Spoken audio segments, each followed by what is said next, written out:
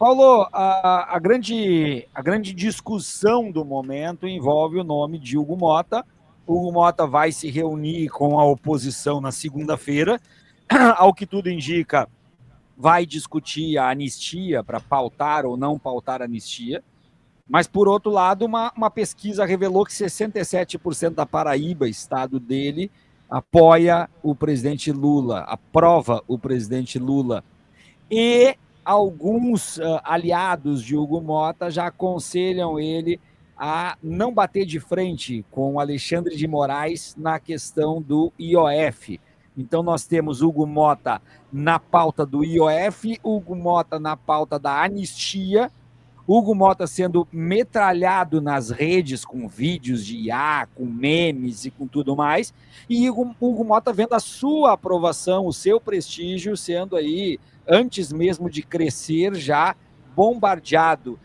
Essa queda de braço do Lula com o Hugo Mota, tu vê isso como positivo para o governo Lula ou positivo para o candidato Lula ou pré-candidato Lula? Como é que tu está acompanhando tudo isso, meu caro? Oi, pessoal, boa tarde. Prazer enorme estar aqui mais uma vez. Olha, a gente tem que olhar isso sobre algumas perspectivas diferentes, tá, Viaro? A gente tem um ponto que e você lembrou muito bem, esse apoio do Lula ali no estado do Hugo Mota, o que faz com que ele seja mais cuidadoso. Vamos lembrar que na gestão do Arthur Lira era muito mais beligerante, era uma relação muito mais agressiva do presidente do Congresso ali, da Câmara, com a esquerda, com o Lula, com o PT, com o governo. Essa relação melhorou, essa relação vinha bem. O governo, inclusive, Lula lembrou isso essa semana, tem uma taxa de aprovação recorde, mas a gente também tem, Viaro, uma disputa narrativa muito forte em relação a essa questão dos impostos, que a esquerda começou a disputar muito bem nas redes essa semana, foi destaque em algumas pesquisas. Me parece que a gente ainda está preso dentro aqui de uma certa bolha da esquerda, mas eu vejo potencial para essa pauta ganhar um campo, e mesmo preso dentro da bolha, a gente ocupou as redes essa semana e ganhou da direita nesse processo. Hugo Mota foi um dos que saiu chamuscado dessa história. E lembrando que, assim, falando tecnicamente, né, até escrevi isso no meu livro mais recente, esse gatilho do nós contra eles, do inimigo comum, do Congresso inimigo do povo, ele é muito positivo para a gente, né? E vamos lembrar, o presidente Lula já usou disso várias vezes, falando aqui do ponto de vista comunicacional, tá? Não político, especificamente, mas com um desempenho bom, tá? E vejo a militância aquecida e aguerrida num nível que eu não estava vendo nesses últimos meses, tá, Viaro? Acho importante dizer isso também. A gente vem tendo aí um trabalho grande nesse sentido de produção de conteúdo, um uso de inteligência artificial muito interessante por parte da base, por parte da militância, novos personagens, novas falas, novas maneiras de distribuir conteúdo, páginas crescendo. O Fabrício aí, muito gentil, falou lá da comunidade que a gente tem, e a gente tem feito um esforço de fato muito grande para conseguir pautar essa questão. Mesmo pessoas à direita assim, têm tido muita dificuldade de se pautar contra a questão de isenção de imposto de renda, contra a questão de taxação de super ricos, porque a gente vê, inclusive em pesquisas, Viaro, a população apoiando essas pautas. Então, temos visto aí uma virada positiva para o candidato Lula. Agora, para o presidente Lula, gera um desgaste com o Congresso, mas eu já falei aqui, temos uma taxa recorde de aprovação das pautas enviadas pelo governo ao Congresso, temos uma boa relação com o Congresso atualmente, e Alexandre de Moraes também entrou no circuito aí para atuar um pouco como poder moderador, né?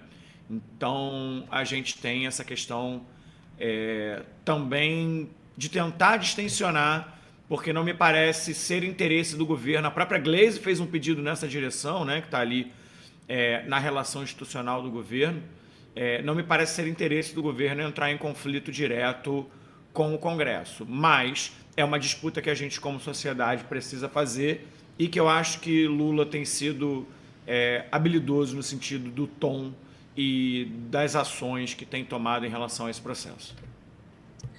As pesquisas que foram feitas nos últimos dias, eu vou ler aqui a matéria do DCM, tá? 2 parágrafos. Uma análise de reputação digital revela que o presidente da Câmara, Hugo Motta, enfrenta uma onda de rejeição sem precedentes nas redes sociais. Segundo estudo da agência Ativa Web, que processou mais de 2,5 milhões de interações em 7 dias, a crise do parlamentar ultrapassa divisões ideológicas e reflete um sentimento popular contra o sistema político.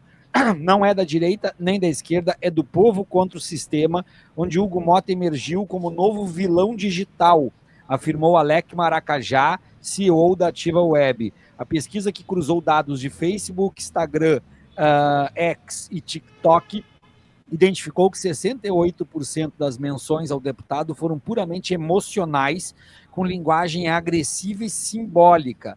O ponto de rompimento ocorreu quando vídeos de tom informal, feitos em ferramentas de IA, converteram o debate técnico sobre orçamento em um símbolo de injustiça social.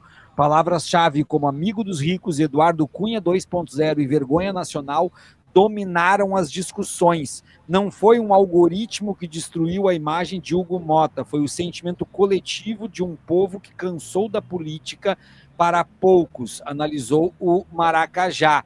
E os dados da Quest mostram que o governo Lula, conseguiu reverter a narrativa online após uma série de derrotas no Congresso. Entre 17 e 30 de junho, a disputa entre o Legislativo e o Executivo gerou 2,2 milhões de menções, alcançando 10 milhões de contas por hora. Foi a primeira vez em que o governo ganhou o embate nas redes sociais, afirmou Felipe Nunes, da Quest. Esses dados, tanto da questão do Hugo Motta quanto da questão do governo Lula, tu analisa isso, que ainda é cedo para dizer que é uma tendência, que é uma virada de jogo, ou já representa alguma coisa importante e pode gerar dor de cabeça na extrema-direita? Pode gerar dor de cabeça. Se aponta como tendência, eu acho que muita gente do campo está entendendo isso como tendência. Aliás, queria deixar aqui meu abraço para o companheiro Alec Maracajá, grande companheiro progressista também. Inclusive, a gente trocou bastante ideias sobre esse levantamento aí que ele fez. O levantamento do Felipe Nunes, ali pela Quest, também profissional reconhecido do mercado, aponta um determinado momento, tá, Oviaro? Agora, um ponto muito importante do que você falou, na verdade, do que está na fala até do Alec, é essa questão emocional. Tá? Eu acho que uma coisa que a gente precisa muito transformar na nossa rede é justamente esse lugar que a gente sai de uma comunicação muito racional, do número, do PIB, e vai para um lugar mais emocional. Também contribuiu, Viaro, o seguinte: era um momento que o Congresso já vinha num desgaste grande com a população como um todo, por conta do aumento do número de deputados. Então já tinha um desgaste aí do Congresso. Acho que a esquerda cresce nesse mesmo movimento, num sentido que eu vou te confessar, Viaro, até me preocupa um pouco, porque eu até escrevi sobre isso. Eu acho que esse ataque ao Congresso como um todo, tá? Eu acho que agora não tem mais volta atrás, tá? Agora eu acho que já foi, esse barco já partiu. Mas acho que leva a gente para um lugar do antissistema, leva a gente para uma menor institucionalidade, leva a gente para uma ideia de individualismo que não nos favorece no jogo global, tá? Essa é a minha preocupação com esse ponto. Eu acho que a gente tem que destacar que o centrão mais à direita do Congresso são os responsáveis por terem aprovado, inclusive, o aumento do número de congressistas, foram quem derrubou ali a questão do IOF. E se a gente for trazer outros dados, Viaro, toda essa campanha surfa em números muito positivos para a gente. A gente tem um nível de mais de 70% de aprovação à isenção do imposto de renda até R$5.000. A gente tem um nível de mais de 70% de aprovação a uma maior justiça tributária. Então, são pautas que de fato unem o país. Se a gente conseguir continuar trabalhando com elas num sentido mais emocional, produzindo muito conteúdo, abusando da inteligência artificial, distribuindo, mandando nos grupos da família, perturbando as pessoas em relação a isso, a gente consegue. Agora, manter esta energia em alta durante mais tempo é um desafio. A esquerda costuma ter um problema que não ocorreu nesta semana, que é o problema de foco. Tá?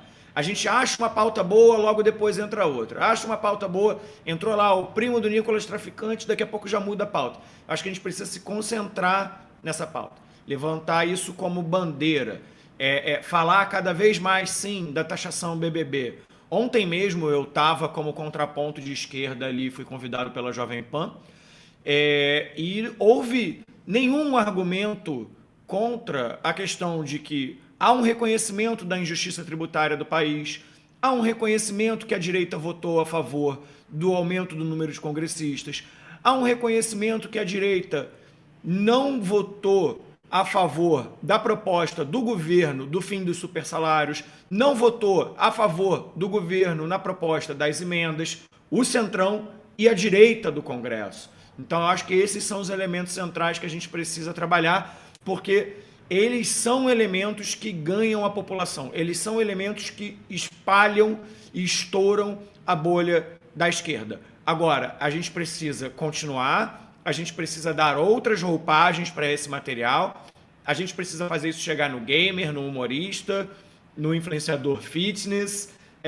nas pessoas que falam de viagem, para que isso chegue de fato no povo. Tá? Então, é um pouco, inclusive, também do que eu desenvolvo aqui no livro. Mas a gente precisa aí ganhar um campo pelos números macro, Viaro, para te responder de maneira muito direta. Neste momento, a gente ainda está restrito, não à bolha clássica da esquerda, tá? Mas ainda está restrito ali ao lulismo, ok? Eu acho que a gente tem potencial de expandir com essa pauta. Precisamos trazer novos atores e novos aliados para falar sobre ela.